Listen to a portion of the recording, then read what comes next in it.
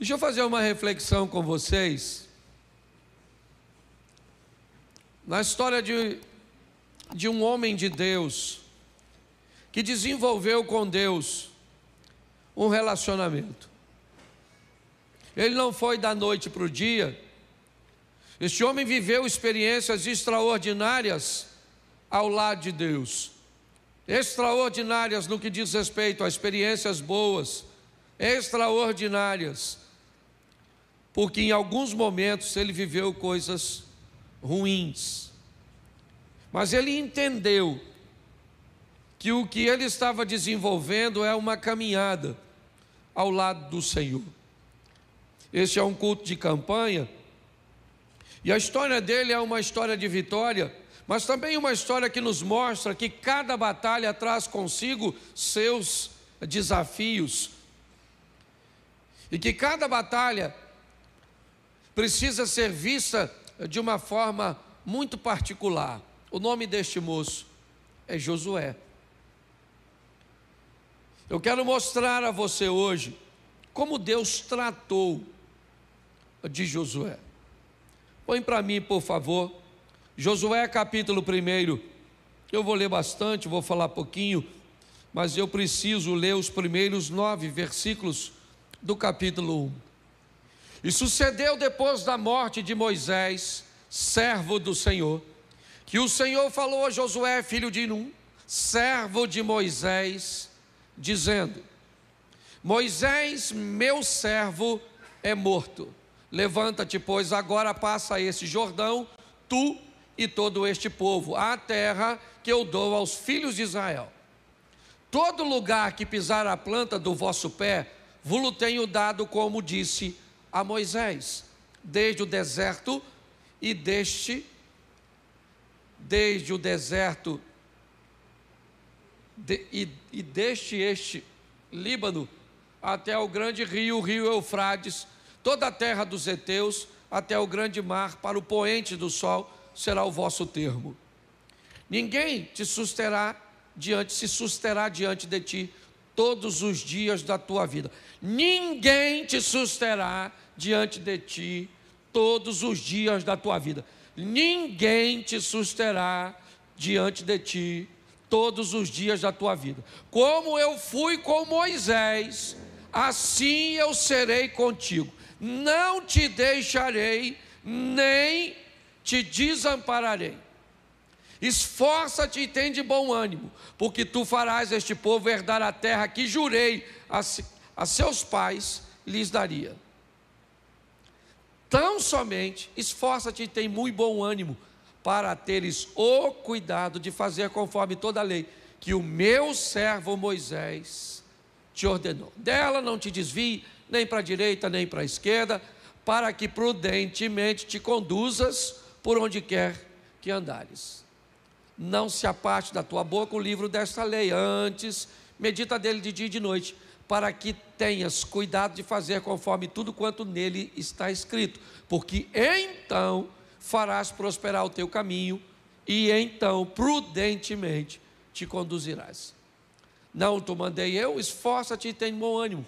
Não pasmes, nem espantes, porque o Senhor, teu Deus, é contigo por onde quer que andares. Feche os seus olhos. Pai, em nome de Jesus, fala conosco, ó Pai, e fala conosco muito mais do que queremos ouvir, fala conosco o que precisamos ouvir. Usa-me como um canal de bênção nessa hora, pelo poder do nome de Jesus. Amém. Glória a Deus. Amém. Bom, eu queria chamar a atenção em primeiro lugar para a responsabilidade que caiu sobre este homem.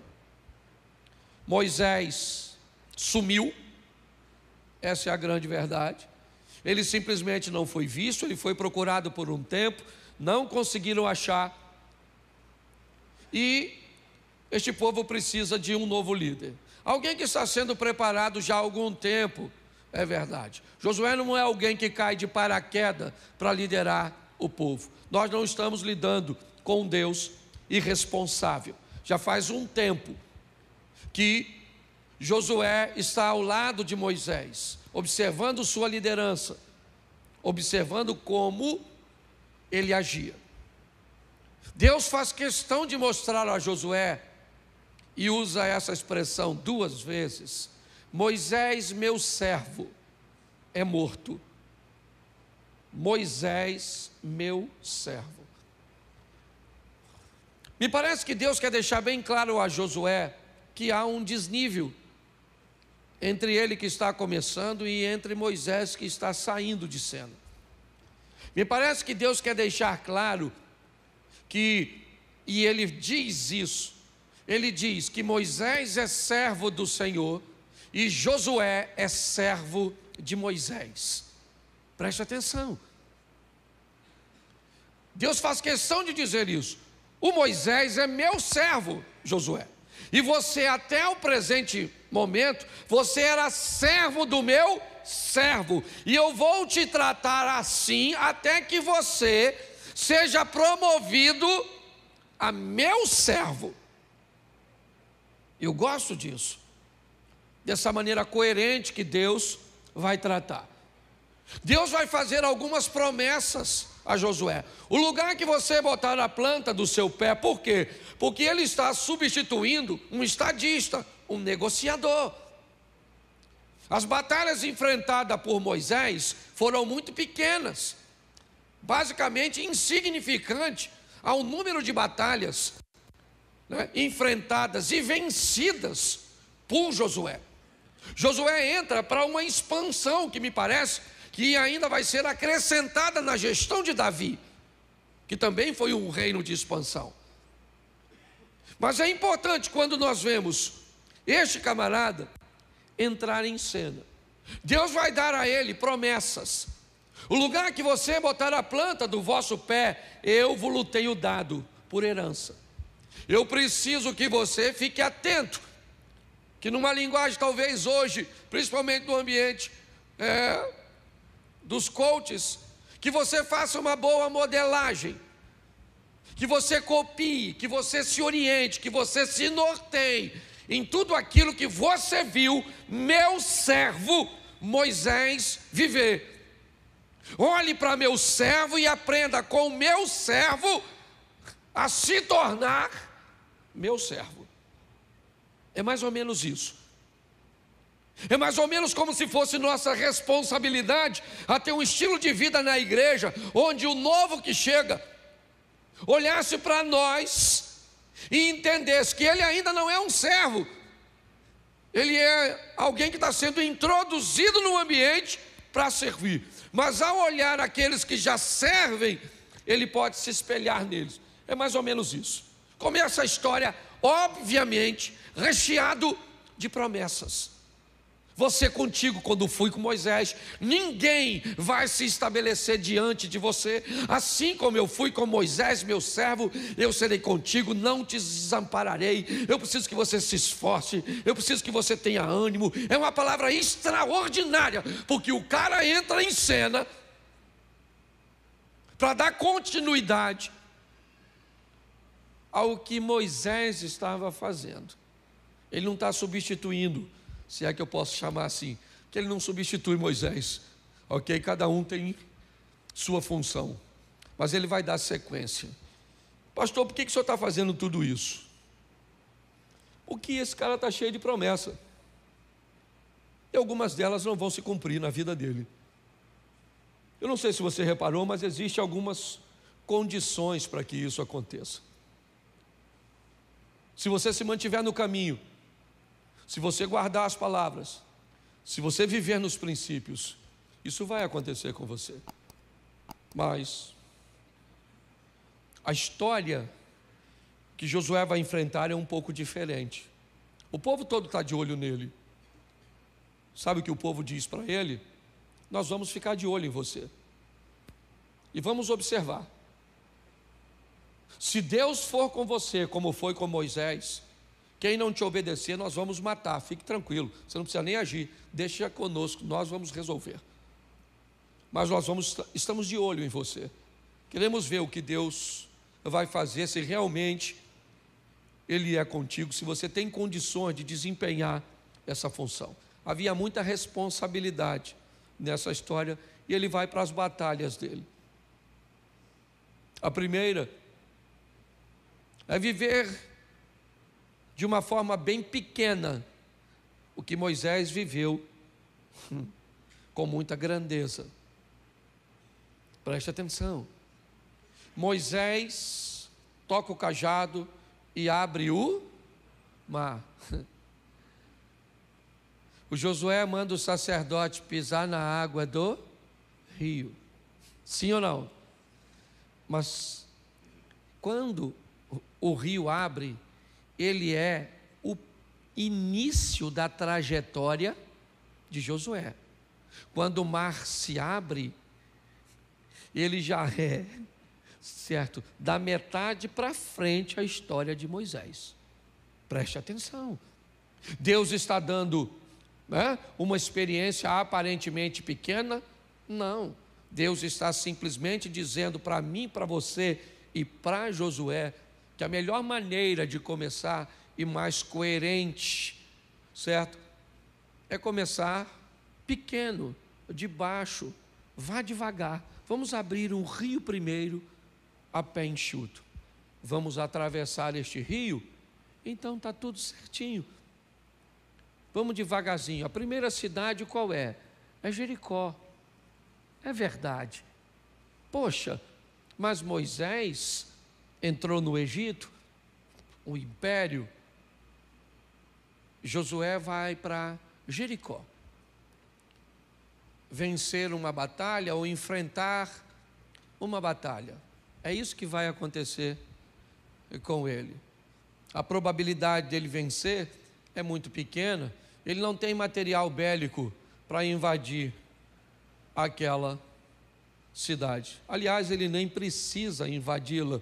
Se você conhece um pouquinho, não tem necessidade nenhuma, certo? Para chegar na terra prometida, ele não precisava vencer Jericó, algo minúsculo. Se hoje Jericó já é uma cidade pequena, aparentemente insignificante, certo? Sob a gestão dos muçulmanos, eu imagino naquela época o quanto menor ela era. Dava para passar ao largo, dava para passar distante, assim como Jesus resolve passar por Samaria e não tinha nenhuma necessidade de fazer isso, também não tinha necessidade de Josué enfrentar Jericó. O que Deus está mostrando é: meu filho, eu estou desenvolvendo com você um relacionamento. E este relacionamento ele vai crescer, ele vai se estabelecer, ele vai se fundamentar, mas vamos devagar. Cuidado para você não olhar para Moisés e achar que porque você andava com Moisés, foi só Moisés sair de cena que você já tem condições de fazer o que ele fazia. Nós não vamos tratar assim. A história de Moisés também foi muito morosa, foi muito vagarosa, certo? Às vezes nós olhamos para ele chegando nas pragas, mas ele foi criado de uma forma. Olha o tempo que ele fugiu para fazer um reconhecimento do deserto, cujo qual ele iria levar o povo. Deus está agindo de uma forma muito intencional, de uma forma muito sóbria. Hoje eu vejo pessoas não conquistarem suas vitórias, viverem em ciclos de derrotas. Servos de Deus, cheios de promessas, como Josué, mas às vezes sofrendo os desgastes e os desafios, e muitas vezes por erros próprios.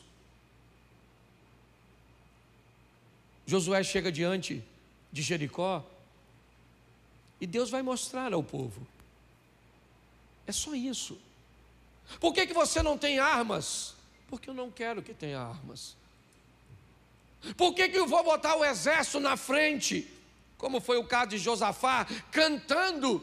Porque eu quero mostrar para o meu povo que a vitória do meu povo vem das minhas mãos. Eu quero mostrar ao meu povo que é a obrigação dele fazer tudo o que pode. Mas meu povo tem que saber que faça sempre o que pode. Mas quando suas forças e estratégias não funcionarem mais, eu vou estar onde sempre estive, no trono da glória, no controle de todas as coisas. É isso que Deus está falando. Para que invadir Jericó? Vá lá e veja. Não faz sentido derrubar aquelas muralhas, a não ser para dizer a Josué, ao povo e a todas as nações vizinhas: este povo tem Deus. Se você pensa que Deus quer te dar vitória porque está focado apenas em você, você está equivocado. A vitória que Deus quer te dar tem o foco de que com ela outras pessoas observem e descubram que você só vence porque a misericórdia do Senhor trabalha a seu favor. Muito bem, é maravilhoso. Capítulo 6, Jericó é tomada. Nossa, o povo está em êxtase. Venceram uma batalha, foi incrível como aquelas muralhas ruíram.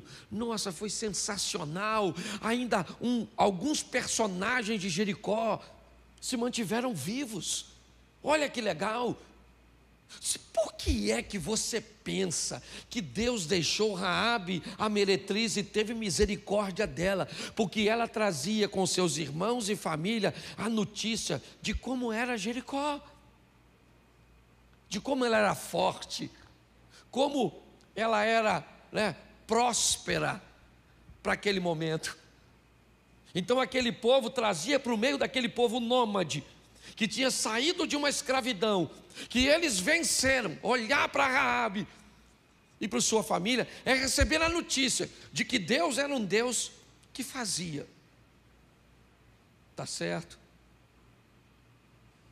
Mas Jericó não é o destino, ele é apenas uma fase do trajeto.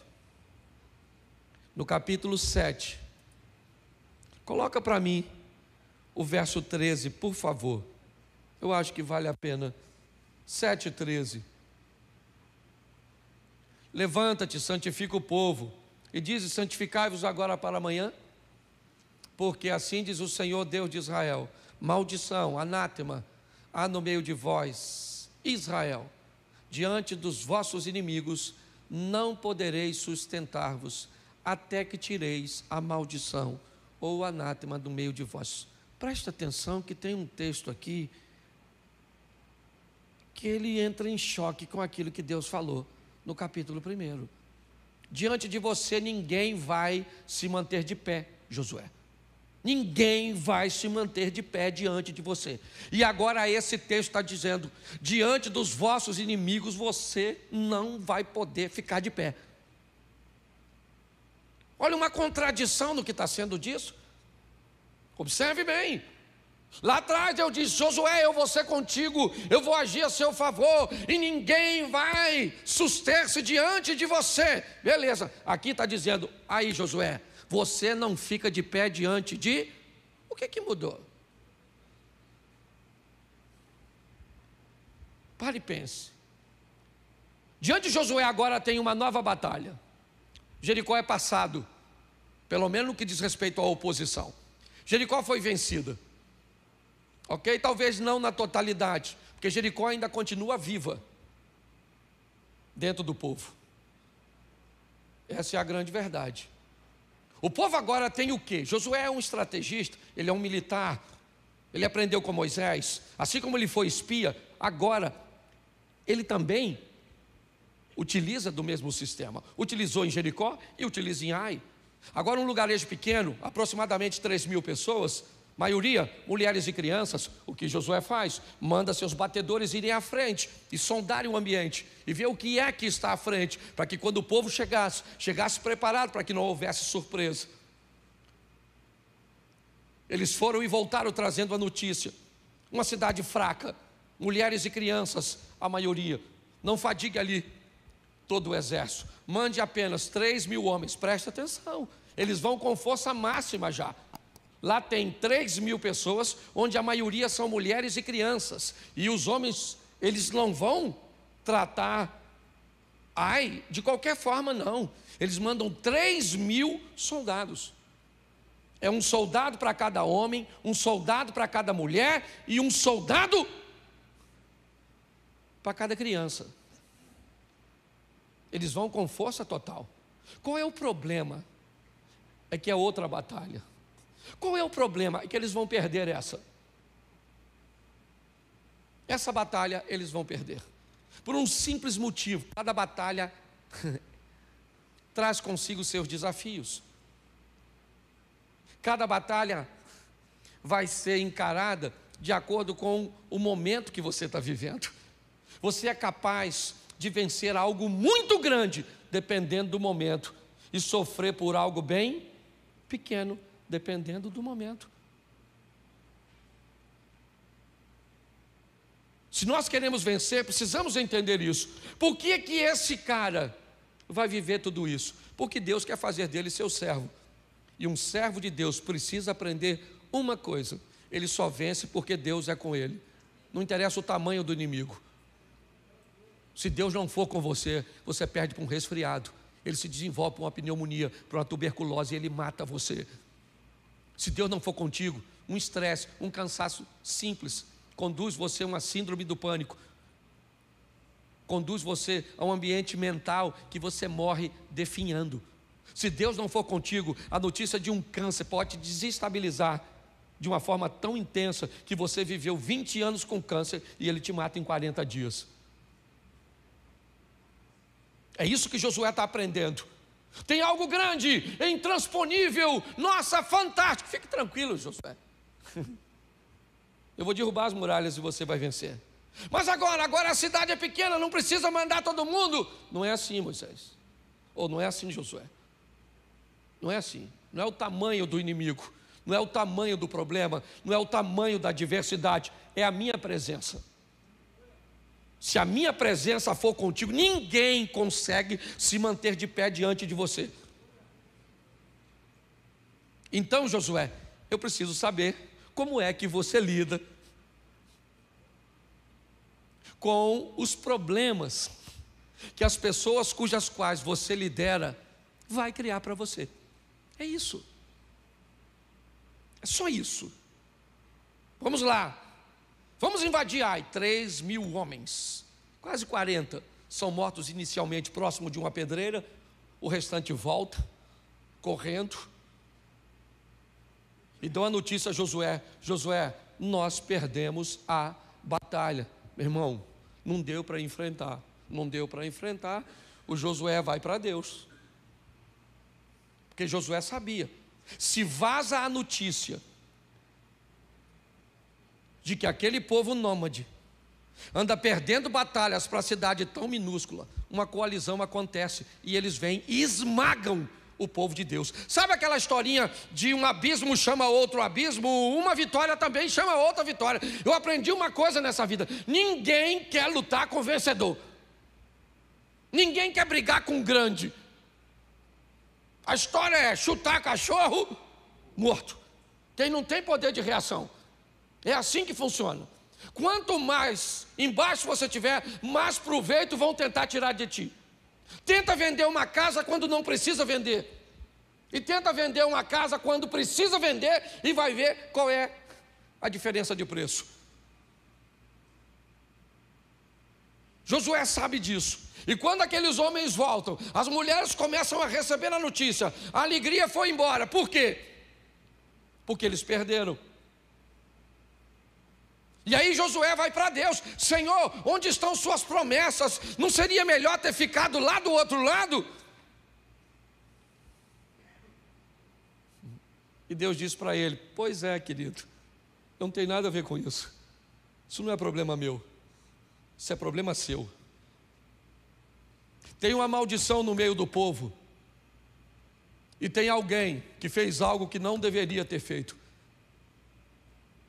Então eu vou falar uma coisa para você, Moisés: a partir de hoje, você não ganha de ninguém mais.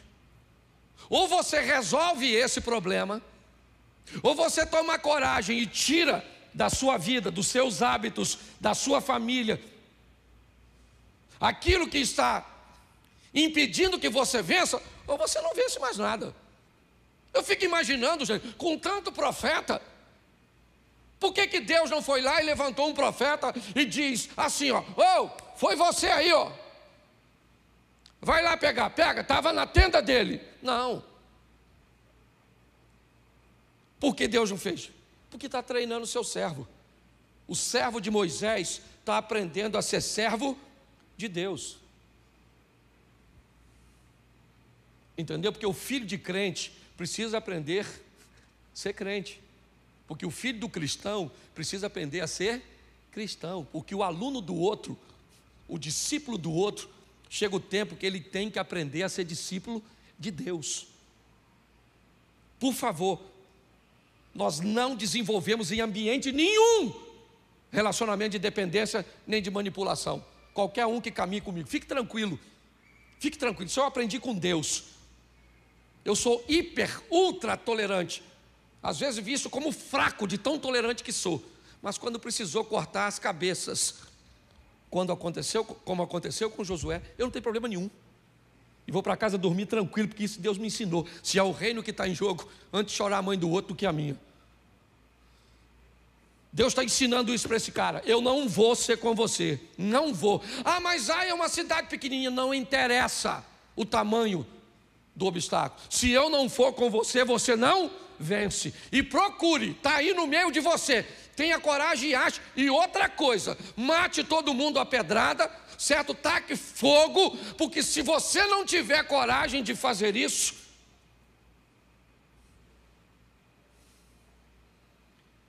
diante de vossos inimigos não podereis suster-vos. Só isso. E Deus me parece que foi embora e deixou Josué com essa coisa para resolver. É isso. Muitas vezes esse treinamento ele é muito doloroso, porque temos que remover da nossa vida coisa que não gostaríamos, sabe, de mexer. Ele vai lá, é verdade, descobre quem é, mata. Depois você lê, que eu não sou obrigado a ler tudo. Mas esse cara está aprendendo que se ele quer ser servo de Deus, tem uma coisa que é prioridade. O que é? O reino de Deus. E ele não é brincadeira. Para Josué é difícil. Primeiro porque ele olhou para as viúvas dos homens que morreram. As mulheres estão chorando. 36 homens, me parece, morrem nas pedreiras. O povo está apreensivo. Ele tem que continuar a caminhada. O destino é a terra prometida. Eles venceram apenas a primeira batalha. Ainda tem mais de 40, me parece, certo? Para chegar até o final. E cada batalha traz consigo uma lição. Em cada momento nós vamos subindo de nível. E não tem a ver com pecado, simplesmente. Essa aqui teve, é verdade. Mas nem sempre. Nem sempre para subir de nível eu preciso de um pecado. Não. Na história de Jó é uma subida de nível. 42, verso 5, me parece. Eu só te conhecia de ouvir, mas agora os meus olhos. Ele está descrevendo 2 tempos da sua vida. Um tempo de passado, onde a crise ainda não tinha chegado. E a crise foi por desobediência? Foi por maldição, anátema? Não. Foi para promover. Então, se eu vou lidar com Deus, eu preciso saber que tipo de crise eu estou enfrentando. Porque para todas as pessoas, todas as crises são motivos de pecado. O que você está fazendo? Algo. Às vezes não tem pecado nenhum e você vai enfrentar uma crise. Você vai enfrentar uma dor, você vai enfrentar uma perda. Porque Deus está te forjando, levando você para um próximo nível de relacionamento com Ele. Agora no capítulo 8, coloca aí verso 1. Coloca 1. 8:1. Então disse o Senhor a Josué: não temas e não te espantes. Toma contigo toda a gente de guerra, levante, sobe a Ai. Olha que te tenho dado a tua mão o rei e o seu, e a sua, vamos lá, verso 2. Farás, pois, a Ai e a seu rei, como fizeste e a seu, salvo que para vós salvo que para, saqueareis os seus e o seu. Presta atenção. Eu gosto da motivação. Entra em Jericó e não pega nada. Tudo que tiver ali é meu. O restante mata. Agora Deus diz, faz o seguinte, leva todo mundo e diz para eles o seguinte, mata tudo e o que você pegar é de vocês. Uma batalha você não fica com nada, a outra batalha você fica com o que você puder. Cada batalha traz consigo o seu desafio. Ele vai agora com força total contra Ai. E ele perdeu a batalha, mas venceu a guerra. O desafio da nossa vida é entendermos que nós estamos envoltos numa guerra. Todos os dias estamos em guerra com o mundo espiritual. Em alguns momentos, o mundo espiritual transporta essa guerra para o mundo físico. E aí você tem que se deparar com a doença no seu filho, com uma oposição clara, velada. Mas a guerra existe todos os dias, todo momento. E ela tem um propósito, essa batalha. Qual é? Nos aproximar cada vez mais de Deus. De batalha em batalha, Josué vai aprendendo, vai se aprimorando. Ele vai entendendo como se relaciona com Deus, o tipo de pessoas que ele precisa ter ao seu lado, como ele precisa decidir muitas vezes e tirar situações. Há ocasiões que ele opta pelo silêncio e não fala nada com ninguém. Há ocasiões que ele abre e chama um grupo e expõe as suas necessidades. Josué é alguém que mostra que quem quer viver com Deus a sério precisa começar pequeno. Precisa entender que no começo você não entende muita coisa, você não tem muita experiência, mas que ao longo do tempo é necessário que essas experiências vão acontecendo, para que nós possamos criar em nós um ambiente de vitória. Hoje,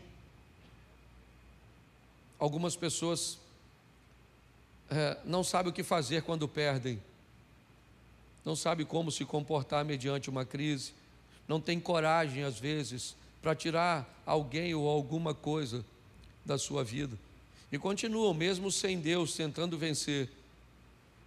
Parece que levam sua vida brincando. A vida não é brincadeira. Quanto mais rápido você aprender isso e tratar com mais seriedade a sua vida, porque ela é sua, se você não cuidar dela, ninguém vai fazê-lo. O casamento é seu, ou você cuida dele, ou ele vai para o brejo. O filho é seu, pode ter certeza, porque o diabo levanta todos os dias com toda a sua força para nos destruir. Se a misericórdia do Senhor não fosse conosco, nós não estaríamos de pés. Essa é a grande verdade. Então, a cada dia eu vou crescendo, a cada dia eu vou me aprimorando, a cada dia eu vou me aproximando de Deus. Por quê? Porque eu sei que sem Ele eu não vou a lugar nenhum. A força que eu preciso está nele, a direção que eu preciso está nele. E deixa eu fechar aqui falando algo a vocês. Deus, para agir nas pessoas, Ele age de diversas maneiras, de diversas formas. E quanto mais rápido você descobrir como Ele vai agir na sua, para nós, aqui no projeto, e aí eu falo,